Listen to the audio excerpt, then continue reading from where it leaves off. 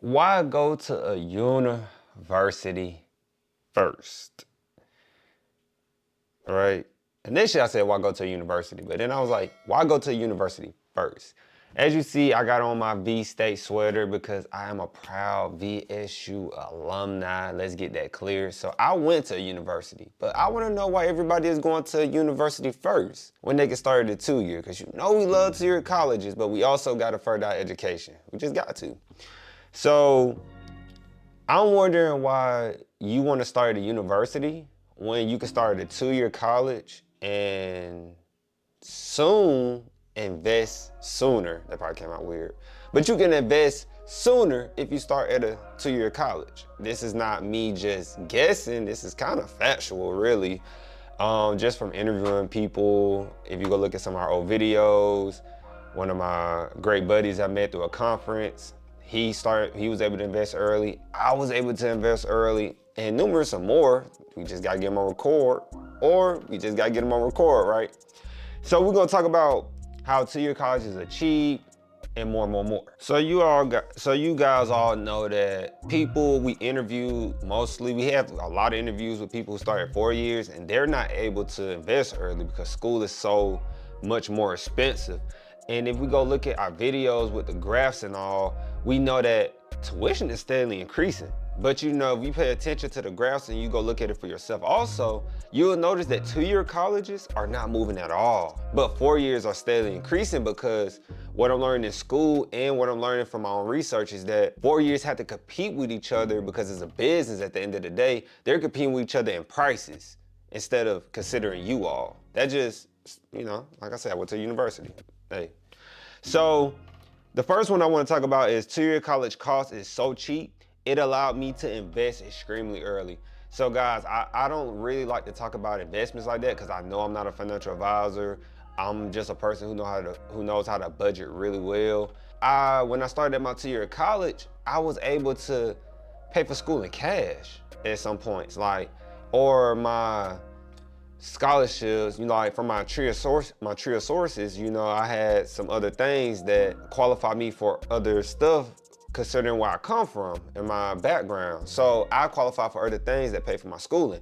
But people don't keep in mind that your money that you use for school can run out really quick if you go to a 4-year first and stay on campus and the whole 9 yards, right? Meal plan, If you follow me, you know I say that all the time. The 4-year students, they usually feel suffocated of tuition, meal plans, and dorms, just like we was talking about. They feel so suffocated.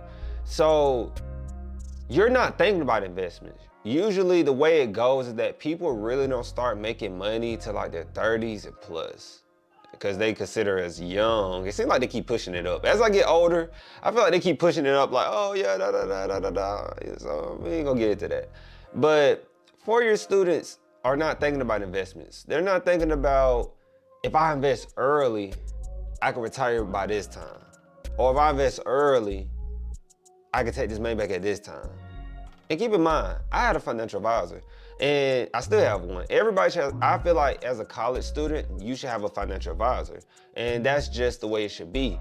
Maybe they can tell you to take a semester off, or they can tell you to how you can get better money this way or that way. They keep it so limited with scholarships and grants and all this stuff when there are so many ways to go about making funds to pay for your schooling.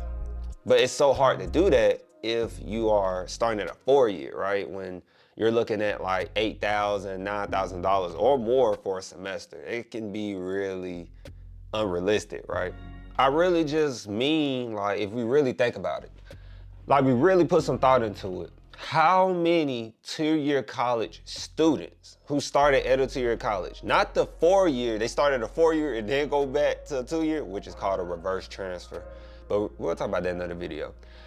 But how many 2-year college students do you know are complaining, struggling? Because normally when a person starts at a 2-year college, sometimes they don't finish, but they don't have any student loans. And that's a thought we should keep in mind. They don't have no student loans, they don't have no burden. They're just like, I have so much freedom of choice and no student loan debt that I can really do anything I want. And then they start finding their passion, and then next thing you know, they take off. Just like Steve Jobs, just like Tom Hanks, just like the guy who made Star Wars. But you know, what do I know? 2-year colleges are pointless, right? That's what people say, right? I'm just looking at the patterns. And so it goes back to what we say. It's simple. Start at a 2-year college first, then go to a 4-year, like I did. Then you can go grad school, like I'm doing. And it's simple. And then you just keep paying your way through, because eventually when you get to grad school, you ain't gonna be able to have our true sources, our grants, scholarship. You can still use scholarships, but you're not gonna have that extra income. That's gonna be really out your pocket. Even though you might have to pay out of pocket at your 2-year, you might have to pay out of pocket at your 4-year. You wanna save as much money as you can, so when you get to that upper level grad school, graduate school, you have some money in your pocket. Guys, people do this all the time. This is not imaginary. All right, it goes back to our steps, right? Stay off campus at both colleges. So when you go to a 2-year, they might have on campus. Stay off campus there at the 2-year and stay off campus at the 4-year. And then it goes to do the articulation agreement. Make sure that your 2-year has an agreement with your 4-year that you want to go to. So if you want to go to X, Y, and Z university, make sure ABC has an agreement with XYZ. Okay, make sure that institution at the 2-year agrees with that 4-year. And then after you figure that out, save and stack your money. Save and stack your money while you're at the 2-year. You're gonna save an abundance of money because remember, prices are not really moving at the 2-year college. And so it goes to the last one. Your college won't tell you this. Your college won't tell you this. They won't tell you this. Even 2-years, for some reason, don't believe in their mission. And I'm starting to find that out. A lot of them don't even believe in what they're doing. So a university won't tell you. I don't feel like any college will really tell you how to navigate going through college and saving an abundance of money, because that's what we're for. We're here to do that. Remember, I'm wearing a university on my chest. I wear my 2-year proudly, and I wear my graduate school proudly when I get some merch.